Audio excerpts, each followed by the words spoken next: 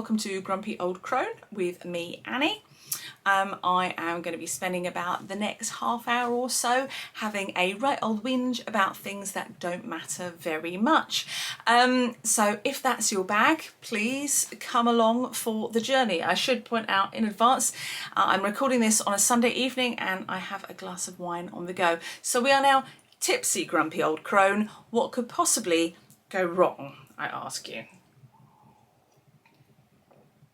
Yeah, it's going to get even less politically correct than normal. I'd apologise, but yeah, you know how much that means to me.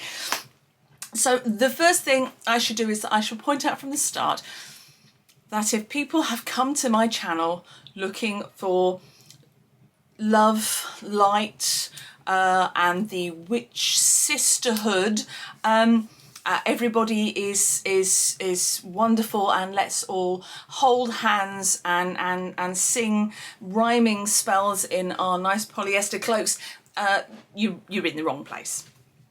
Okay, you're really in the wrong place. I would recommend shutting this down now and toddling off to one of the other million plus, I've no idea how many channels are there on YouTube, a lot. One of those channels, because I feel you're going to be happier than looking at me, because I am quite grumpy, as you can tell by the name of my channel, Grumpy Old Crone. Those who've been here before know I tend to do things in 3 sections. I tend to do witchy aesthetics, then I do meat and 2 potatoes, and then I do a positive bit at the end. I'm not sure if we're going to get to the positive bit today. I don't know. I didn't moan in my last video, which was all about incense blending, because I was having such a tremendous time doing it. So I didn't actually whinge about anything. So I think I might do extra power whinge today. We'll see how we go. The first thing that I'm going to talk about is a witchy home aesthetic thing. Now, I know that this is going to be really unpopular. This is because I said it's witchy aesthetic, but it's also a meat and 2 potatoes whinge. So I don't know, where does this go? Who knows? But it is about an aesthetic thing, and that aesthetic thing, and I can almost hear people screaming at me now, is resin, resin craft, particularly. When the whole fashion for resin started a few years back, I will admit that when it came out, I saw some pieces coming up in local craft fairs and things. I thought, that looks really clever, looks really pretty. And then I looked into it a little bit more and I found out that actually it's quite easy to do. You just buy the right molds and you buy the resin, you mix it all up and you pour it in, and you know, voila, you've got a wonderful product at the end of it. And yeah, I thought it was really clever and I really liked it. And now it seems to have taken on a life of its own, does resin. It's everywhere. You can't go to a craft fair without seeing somebody who's done these amazing resin pieces. I mean, they're not really that amazing, are they? And I'm sure that my comment section is going to be absolutely filled with people telling me that there is more skill to this than I could possibly understand and that I'm ignorant arse. And yeah, you're right, I am an ignorant arse. I completely hold my hands up to that. And does it really count as a craft? I don't know. But what it really does count as, and this is something I do know, what it really does count as is plastic. What's going to happen with all of this resin in a few thousand, well, not even that really, in a few dozen years, is it's all going to get thrown away, it's all going to go into landfill, and if we're lucky, it will break down into microplastics, which end up everywhere throughout the environment. If you fish's stomachs, they're found in breast milk, for heaven's sake, that we're feeding our babies. It's in us now. It's really bad. So I would say that I don't think resin should be a part of people's craft. And I would say that if you are fancying having a go at something, why don't you try using a natural product to hone your skills in something? So maybe use wood, or metal, or try knitting something with like wool rather than acrylic? Why don't we, on the whole, try and move away from plastic? And that includes resin, because if you go to any fair anywhere, whether it's a craft fair, a pagan fair, a Christmas fair, whatever it is, there's always somebody out there flogging their resin stuff. And if you go to a pagan fair particularly, you will find runes. People have done runes which have got plastic flowers included in them, and are painted with the symbols, the ancient Norse Elder Futhark. What part of the other Futhark really resonates with plastic with dried flowers in it? And I don't think it does. The people I know who are heathens or Norse leaning people, they're not into plastic. And you know, the ancient Norse gods, you know, Freya didn't come down and hand us plastic runes. Odin didn't hang on Yggdrasil for 3 days, 10 days, I don't know what, I'm not a heathen, forgive me. However many days, in order to give us the gift of resin and plastic, did he? I don't think he did. I should probably, if I was going to be trying to seriously build a successful YouTube channel and brand, I should be out here saying things like, if you want to do it, it's very good for you. And there are many different types of practice, and you should work with whatever works for you. And that's the only thing that matters. But I'm not out here saying that, because I am in fact a grumpy old crone. And what I'm saying is just less plastic, please. Less plastic. The environment doesn't need it. We don't need it. Why don't you buy some nice crystals with the runes on? Those are very nice, and they're quite natural. It's not craft, it's plastic crap. Please don't do it. If you're clever enough to be able to make resin things, then you're clever enough to be able to make something that doesn't harm the environment. There we go. I knew I was going to be opinionated with this one. Sorry.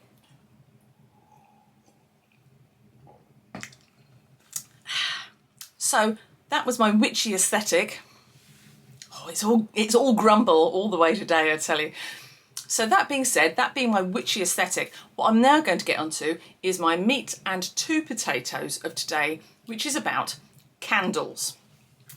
Now, I have a lot of opinions about candles. Well, I have a lot of opinions about a lot of things, don't I? Really, you figured that out by now. And candles are in fact one of those. Every magic practitioner I know loves a good candle. And why not? You know, who doesn't like setting fire to things? I love setting fire to things. It's kind of been the basis of my magic practice since I was a teenager, basically, setting fire to things. I love it. I'm not an arsonist, I would say. It's in a controlled form. I'm not just, you know, setting fire to things. That wouldn't be good. But I do love a good candle. And there are very few days that go past without me lighting a candle on my altar. Very often nice smelly candles, because I find a smell sets the mood for working quite well. Now, Home Sense is one of my favourite shops. If you're in the States, that's Home Sense is like a part of the TJ Maxx brand, which over here is TK Maxx, but it's kind of the same shop. My favourite activity in Home Sense, and I can in fact spend several hours doing this, is candle sniffing.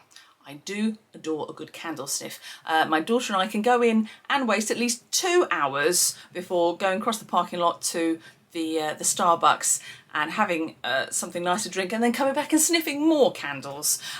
It's totally a thing for us. Candles and scented candles have come a long way in my time. I remember being a teenager when a candle was, you bought them in a dozen in a red paper box from Price's Candles, and during the power cuts in the 1970s, your parents would inevitably light one, drip it onto a saucer, stick it on, and the entire family would cluster around one Price's wax candle for the entire evening and try not to be sad about what was happening to the power grid. Not such a thing nowadays, thankfully. Anybody who was born at the same time as me or before will remember that though, I guarantee it. Particularly if you, well, if you're in the UK certainly. Did you have power cuts in the US? I don't know. I think that might have just been a UK thing, but still. Nowadays, you can buy amazing candles. We've come a long way from the Body Shop fuzzy peach and a one prices candle kind of thing. What we now have is a wide variety of truly lovely things. I remember discovering Yankee candles at some point and being absolutely blown away that they actually smell like real things, not like chemicals that are meant to smell like real things. And they came in nice jars too. You know, what's not to love about that, frankly? That's absolutely bloody lovely. So yes, I spent far too much of my money as a younger person on Yankee candles, and I would be lying if I said I didn't do that still. Whoops, I think this is time for another drink. I should have some kind of drinking game with this. Next time I will. Right, so now we're moving forward in time from Price's candles in a saucer. It was always a blue stripy Cornish ware saucer, I don't know why, maybe that was just my mum. And we're moving through the 1980s and Fuzzy Peach and the 1990s and Yankee candles. And now we're landing into, once again, craft fairs. We're going to leave the resin makers over on that side. And we're going to look at the candle makers now. Candles are now a thing that it's quite easy to make at home. You can buy all the stuff in your local hobby craft. You can buy the nice scents to go into them. You can melt them. Be very careful if you're doing it at home though, because the flaming point and the melting point of wax remarkably similar. If you want my handy dandy hint and tip, that's use an old slow cooker. Buy one from a charity shop, use an old slow cooker. Excellent way of doing it. But still, so you can pour them yourselves into a nice jar or whatever and make them look attractive. And people do this at craft fairs, and I have been known to buy more than the occasional candle after sniffing it, lovely, at a craft fair. Now,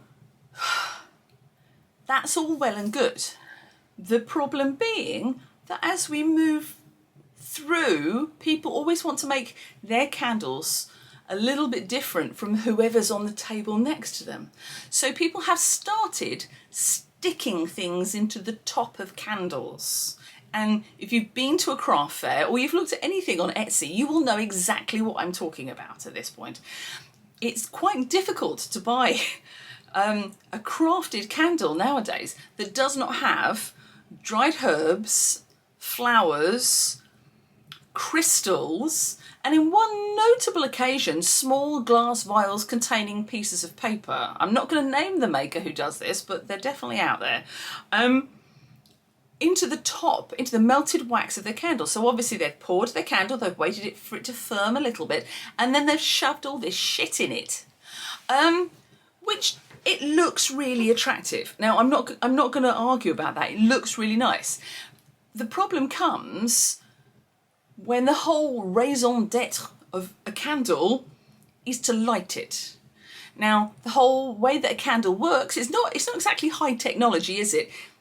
You set fire to the wick, which is like the bit that sticks out, and that burns and melts a small pool of wax, which then feeds the wick, and then it burns down. Needless to say, if you've got your one wick stuck up, but you've also got like a dried daisy and a bit of basil, then when you light it, the chances of your dried daisy and your bit of basil catching fire as well, it can be quite strong depending on how you are choosing to burn that candle. If it's in a little bit of a draft, your flame might go and whoosh, there you go. Instead of a 1-wick candle, you've suddenly got a 3-wick candle.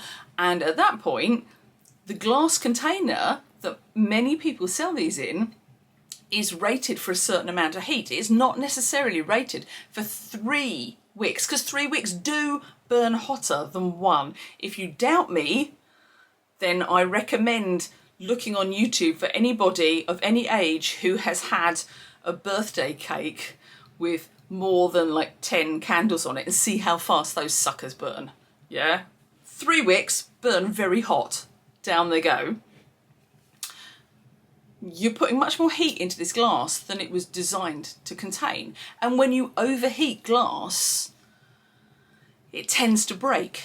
And when it breaks, what you've got is this big puddle of melted wax, because it's not just one little puddle around the wick, it's 3 puddles which may have joined into one large puddle around 3 individual wicks. So you've got a lot of melted wax. It cracks, falls away, melted wax everywhere. Now, if you're doing this on your altar, and if your altar looks anything like my altar is covered in altar cloths, it's covered in tarot cards, it's covered in wooden sculptures. Remember what I said about the resin, wooden, much nicer, but still quite flammable. I imagine resin would go quite well as well. I don't know. Maybe I should buy some and set fire to it and try it. Who knows? But yeah, it's full of things that can catch fire. It's not good. So if you've got a whole lot of wax spreading out across your altar with 2 or 3 things that are already on fire, as they go across that, the chances of it catching fire, remarkably high. And at this point, unless you've got extraordinarily good house insurance and a very strong desire to start your life from scratch again, bad things and unwanted things are going to happen in your altar space. That's the other thing. A lot of people put crystals into them, and they're very unaware of the fact that crystals can heat up and explode if they've got flaws in them. And very often the cheap crystals that you buy, which are cheap enough to stick into the top of a candle, will be cheap because they have flaws in them. They are not high quality pieces of crystal. So the chances of them going bang and exploding, or at the very worst, just completely wrecking a really nice crystal. You know, a lot of things like amethyst, they don't react well to extreme heat. If you put something like selenite in, they're actually quite porous. So the chances of heating up any water that might be in your selenite, or it absorbing any water out of the wax that it's in, it's all possibilities. I don't actually know. Is there water in wax? I don't know. Maybe not. I think my science has let me down slightly there. It's time for more wine. Just be really, really careful.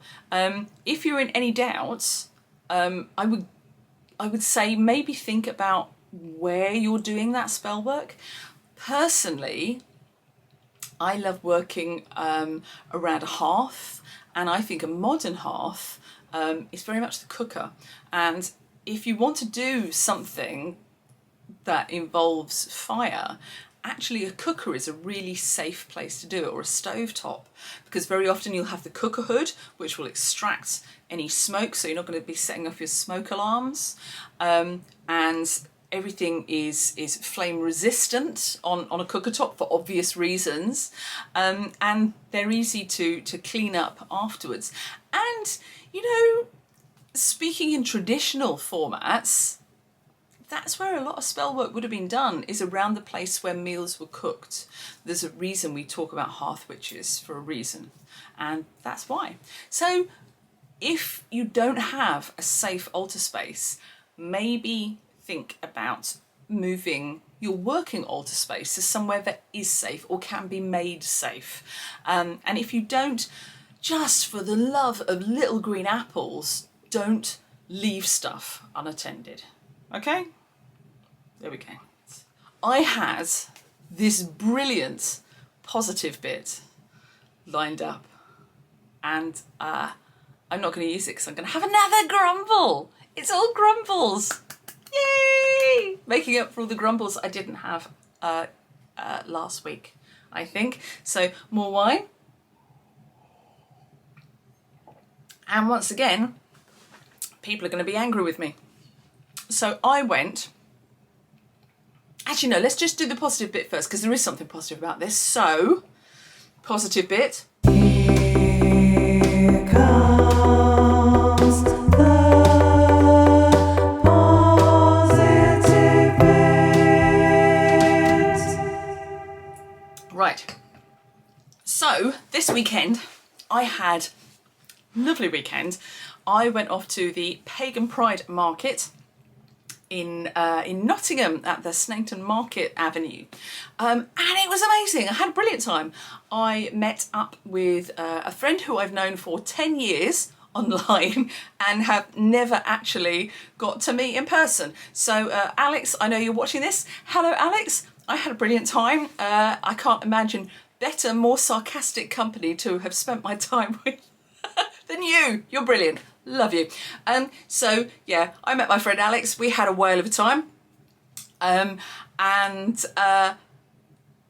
also, she almost certainly won't see this, but I have to apologise to Hearthwitch because I didn't realise that I was looking at her stall. I was totally focused on the books. So focused on the books. And they were really good books. And I was looking at them and thinking, oh man, this isn't the usual shitty selection of books here. Aren't these great? And as I was looking at them and reading them, I said, oh, you've got a really great selection of books. And she has a very distinctive voice, Hearthwitch. And she said, thank you very much. I do curate them. And I looked up and I screamed at her. I went, ah, it's you! At her, and made her flinch. So I'm very sorry, Hearthwitch. I got a bit fangirled, so sorry. If it helps at all, earlier in the day somebody fangirled over me who'd seen Grumpy Old Crone. So, you know, what goes around comes around. But still, I felt quite bad about making her jump. But her books were excellent and so were her candles. So, highly recommended.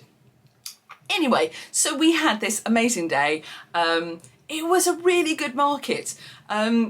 Usually you go to these things and it's, I don't know, 50-50 about really good stuff and really dodgy stuff. And even the dodgy stuff is quite amusing sometimes, so it's always worth going to. The only down point was driving through Nottingham city centre on a Saturday morning. That was madness. I'm not going to do that again, but now I know. So we did that and we had a lovely day and we ate pasties and we drank tea and we saw some other people from my private Facebook group that I didn't know were going to be there. So we saw friends as well. It was a lovely day out. And it was literally spoiled by one tiny thing. Well, it wasn't spoiled, the day was brilliant, but there was one thing that I couldn't wait to go home and have a right old moan to my long-suffering husband about. Or we had a good moan in the car because he was with us, on the car on the way home, and now I know this is gonna wind people up when I say this. So, tarot readers. Anybody who's watched any more of my videos will know that I am a self-professed tarot nerd. I own a lot of decks, I read semi-professionally, tarot informs 90% of my practice, and I love it. And I've been studying it for, I don't know, 3 decades, nearly 4 decades. I think I bought my first set when I was 18, I think. And on we've gone from there. Now, how can I put this? Because I read semi-professionally, I expect certain things of myself. And I expect certain things of people if I go to them for readings, because I do.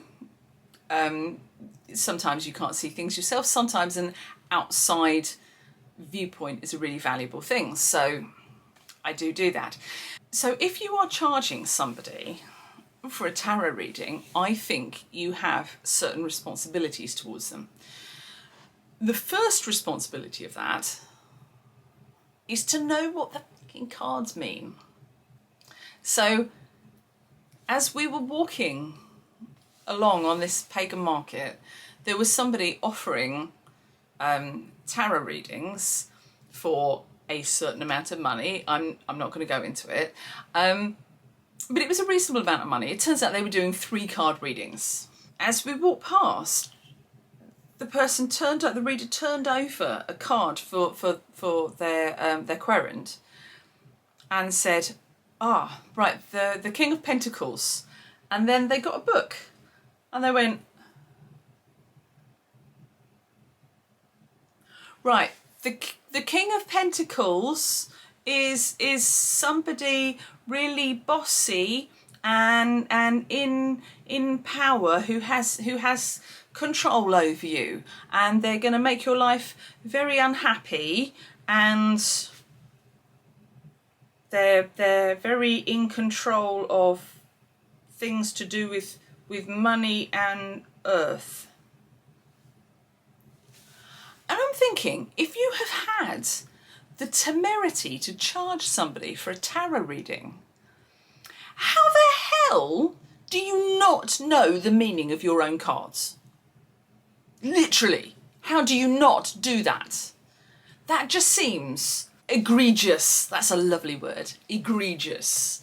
It's just wrong, I'm afraid. And I get very angry about that, because if you are having to look at a book for one of the 78 or more, depending on your deck, cards that you are laying down in front of somebody, if you're having to look at the book for just the most basic meaning of that, how the hell are you then going to be expecting yourself to link up different cards, to find the story that runs through it, to find the similarities, to find the differences, to find the connections? When you read tarot, it's not about here is card 1, this means happiness. Here is card 2, this means a journey. Here is card 3, this means a tall, dark stranger. Therefore, you're going on holiday with Bob down the road who's 6'3" and has a beard. That's not how tarot works. You should be picking these up and have a decent spread. I mean, a 3-card spread is fine, and I often do a 3-card spread for myself in the course of a day. So, you know, if you want kind of like a flavour of the day, how are things going to be? If things get difficult, what's the stuff I should think of? 3 cards is great for that. And those 3 cards can be anything. They can be past, present, future. They can be how I feel now, what I'm aiming towards, and the path that I'm going to use to get there. Whatever. There's a lot of different meanings that you can put onto this.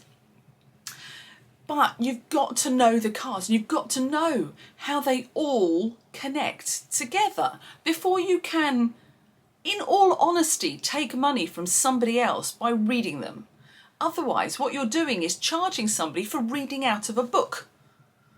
And unless you're a really fabulous drag queen, you should not be doing that.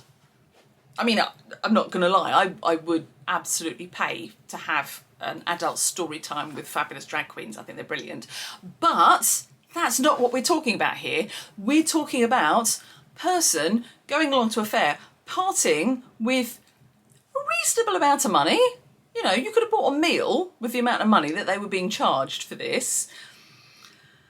There wasn't even a chair for them to sit down to have their reading. They were stood in front of this tiny little table. It's kind of table that you'd eat your tea off as you were watching EastEnders or whatever. Not that I watch EastEnders, I would like you to know. But still, so the person was standing there and they were reading things out of a book. And it really ground my gears that obviously the person selling this service doesn't even think of enough of themselves to bother memorising the cards. Now, I could be being harsh because I know the one that I walked past was the King of, I think it was Pentacles. I heard her referring to somebody being really bossy and angry and upsetting you, and I could see it was a king. But I didn't recognise the deck she was using, so I wasn't particularly, it might have been something else. And I understand that court cards are hard, but still, if you have no intention of memorising these cards, then what business have you got charging somebody else in order to do that? Now, I'm not expecting that everybody is gonna sit down. I'm reaching here. You can see this is my easy reading. This is, if you haven't read this, highly recommend it. Benabel Wen, Holistic Tarot. My God, that's a huge book, but it's really good. If you don't have to read something like that. But if you cannot be bothered to memorise the little white book that comes with your average tarot card, then what business do you have of charging somebody else actual money to do that? Now, I would like to say that I have read for people whilst reading out of books, but I've never charged them for it, and it's usually been while I've been trying to break in a new set of cards. If I'm going to an event where I'm expecting to charge people, then I will take a deck that I know like the back of my hand, and I know all of the correspondences and I know how things work. I know the elemental and the astrological importance of these cards. And I only consider myself to be a semi-professional. I'm not a proper tarot reader. So, just makes me angry. So there we go. That was not very positive at the end there, was it? That was quite grumpy. And I'm sure people are going to have opinions. All of the opinions. I'm sure they will. But I'm almost out of wine now. Look, I'm almost out of wine. That's quite tragic. So I'm going to have to go and refill that in a second. So I'm going to leave you on that. I will, however, say that if you get the chance to go to the Nottingham Pagan Pride Market again, I think they do at least 1 or 2 a year, I highly recommend it. It was great. You might see me, you might see Hearthwitch. You're probably not scream at her in the same way that I did. I bought, oh man, I bought an amazing piece of jewellery, which is, it's an oak twig. It's an electroformed oak twig. So it's where it's covered in copper. It's got a little amethyst at the end there. And I did bring up the guy's name. His name is Paul Chaplin from Green Team Jewellery. I'll leave a link because his stuff was gorgeous. So I bought that. I bought something that I can't actually show online because A, it's a little bit rude, and B, there's another reason for me not showing it. And I did buy a copy of Ecstatic Witchcraft from Hearthwitch because it looked really good. And once she'd recovered from me screaming at her, she was very nice and very kind. So I think that's me done for today. Thank you very much for listening, and hopefully I'll see you next week. Bye.